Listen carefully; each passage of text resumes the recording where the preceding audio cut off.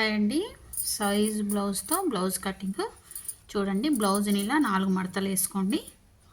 మీకు short video చూసారు కదా, దీనికంటే ముందు చూడండి. ఇక్కడ మనకి ఖర్చు కోసం పోను నెక్ దగ్గర ఇలా పట్టుకోవాలి. సేమ్ సైజ్ బ్లౌజ్ లాగానే రావాలి. అంటే సైజ్ బ్లౌజ్ బాగా కుదిరింది అంతే రావాలంటే ఇలా ఒక లైన్ గీసుకున్నాం. ఇక్కడ కుట్టు కోసం ఎగస్ట్రా పెట్టుకున్నాక ఇక్కడ షేప్ చేస్తా కదా, ఇది లైనింగ్ బ్లౌజ్ కాబట్టి తర్వాత శారీ క్లాత్ అటాచ్ చేసినాక ఇక్కడ షేప్ చేస్తా. అదే ప్లెయిన్ బ్లౌజ్ అనుకోండి, ముందే షేప్ చేస్తా. మీరు నా వీడియోలు చూసే వాళ్ళకైతే ఆ విషయం తెలుసు. కొత్తగా చూసే వాళ్ళు ఎవరైనా ఉంటే అందుకోసమని మళ్ళీ చెప్తున్నా. ఒక పాత వీడియోస్ చూడండి. ఇక్కడ మీకు 1.5 అట్లా ఖర్చు కోసం పెట్టుకోండి. మీ ఇష్టం, ఖర్చు కోసం కొంచెం ఎక్కువ కావాలన్నా పెట్టుకోవచ్చు. ఇప్పుడు సేమ్ నెక్ పెడుతున్నాం కాబట్టి సేమ్ షోల్డర్ పెడతాం. ఈ విషయం కూడా మీకు తెలుసు, ఓకేనా? చూడండి, ఇక్కడికి వచ్చింది షోల్డరు. ఇక్కడ లోపల ఇందులో కుట్టు ఉంది కదా, ఇది కుట్టు చూసుకోవాలి. ఇక్కడికి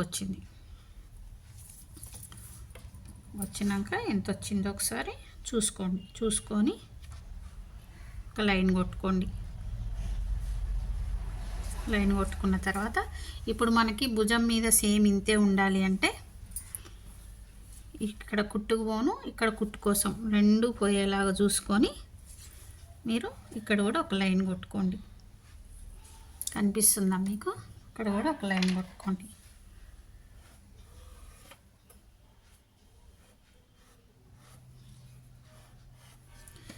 ఇక్కడ ఎంత ఉందో నెక్ అంతే పెట్టాలని లేదండి. ఇక్కడ నెక్ కోసం ఎక్స్ట్రా పెట్టుకోవచ్చు. కాకపోతే ఈ సైజ్ బ్లౌజ్తోని మనకి ఎంత నెక్ కావాలనేది సేమ్ పొడవు, సైజ్ బ్లౌజ్ ఏ పొడవు ఉందో అదే పొడవు మనం పెట్టినప్పుడు, అంటే మనం కొత్త గుట్టేదాన్ని కూడా సేమ్ పొడవు పెట్టినప్పుడు నెక్ ఇట్లా చూసుకోవచ్చు.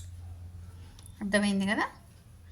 పొడవు మారిందా అంటే ఇది మారుతుంది, అది జాగ్రత్తగా చూసుకోవాలి. అయితే మీకు ఈ వీడియోలో నేను ఒక సూపర్ టిప్ ఏం చెప్తా అంటే చూడండి. ఇది ఒక 3 దాకా పెట్టిన, ఇక్కడ 2 బావు అట్లా ఉంటుంది. మీకు ఏ నెక్ కావాలంటే ఆ నెక్ని, ఏ మోడల్ కావాలంటే ఆ మోడల్ ఇందులోనే మనం గీసుకోవాలి. ఆ తర్వాత ఇప్పుడు ఆర్మ్ హోల్ రౌండ్ కోసం ఇక్కడికి ఒక లైన్ కొట్టినాక ఇక్కడ ఒక 1/2 ఇంచ్ తగ్గించి ఇట్లా గీత గీసుకోండి. షేప్ కోసం అండి. ఇట్లా గీసుకుంటే మీకు బ్లౌజ్ అనేది బాగా కుదురుద్ది అనమాట.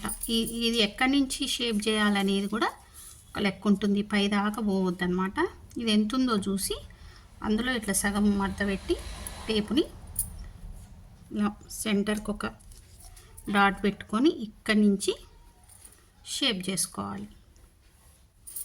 ఇక్కడ ఎంత ఉండాలంటే 1.5 1.5 వరకు ఉండొచ్చు. అది కూడా ఈ నెక్ ఎంత ఉంది, ఈ నెక్ ఇంకా బ్రాడ్గా ఉందనుకోండి, ఇది తగ్గాలి. అంటే ఇది తగ్గాలి, ఇది ఇంకా ఇట్లా పైకి రావాలన్నమాట. ఇక్కడ ఎక్కువ తీసుకోవాలి. ఈ నెక్ కనుక ఎక్కువ బ్రాడ్గా ఉంటే, ఓకేనా?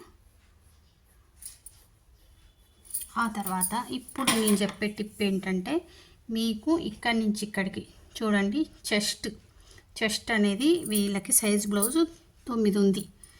ఈ 9 ప్లస్ ఈ ఆర్మ్ హోల్ రౌండ్ తేడా రాకుండా 8.5 కరెక్ట్గా వచ్చింది.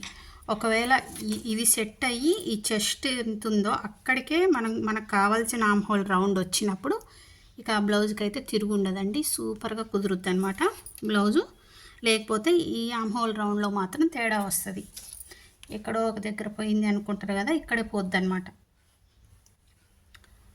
ఈ చెస్ట్కి అప్పర్ చెస్ట్, ఈ చెస్ట్కి ఈ ఆర్మ్ హోల్ రౌండ్ కరెక్ట్గా ఇక్కడ కరెక్ట్గా రావాలి. వచ్చినప్పుడు మీకు బ్లౌజ్ అనేది కరెక్ట్గా కూర్చుంటుంది అనమాట.